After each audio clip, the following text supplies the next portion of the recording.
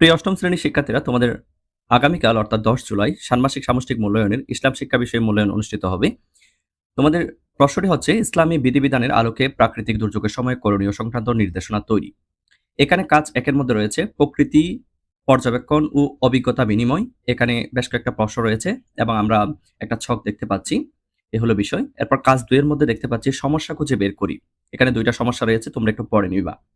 কাজ 3 এর মধ্যে হচ্ছে সমস্যা সমাধানে ইসলামের নির্দেশ অনুশীলনের কৌশল। 3টা আমরা বিভাগ দেখতে পেলাম। এরপর কাজ 4 এর মধ্যে হচ্ছে মানুষ ও প্রকৃতির কল্যাণ। এখানে অভিমতগুলোকে শ্রেণীকরণ করতে হবে, যেমন ব্যক্তি জীবনের কল্যাণ, ধর্মীয় জীবনের কল্যাণ, সৃষ্টি জগতের কল্যাণ ইত্যাদি, ইত্যাদি বিষয়।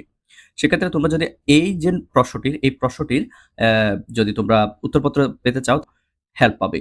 এরপর কাজ 5 এর মধ্যে রয়েছে প্রতিবেদন লেখি। অর্থাৎ এখানে এই বিষয়গুলোর আলোকে একটা ইসলামের বিধিবিধান ও নির্দেশনার আলোকে একটা প্রতিবেদন তোমাকে তৈরি করতে হবে। তাহলে শিক্ষার্থীরা, তোমরা তোমাদের প্রশ্নটা পেয়ে গেছো। এরপর আমি আস্তে, আস্তে স্ক্রল করছি যাতে তোমরা বুঝতে পারো। আমি আন্তরিকভাবে দুঃখিত প্রশ্নটা একটু ঝাপসা হওয়ার জন্য। কারণ আ আমরা যেভাবেই পেয়ে থাকি আমরা সেভাবেই তোমাদেরকে শো করাই। এ হলো বিষয়, যত দ্রুত সম্ভব।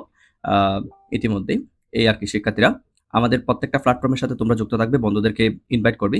তোমাদের এই উত্তরপত্রের জন্য একটু অপেক্ষা করতে হবে, কারণ আমরা যদি খুব বিষয়টা বোঝাতে পেরেছি। তোমাদের মূল্যায়ন ভালো হোক, শুভকামনা রইল। Best of luck.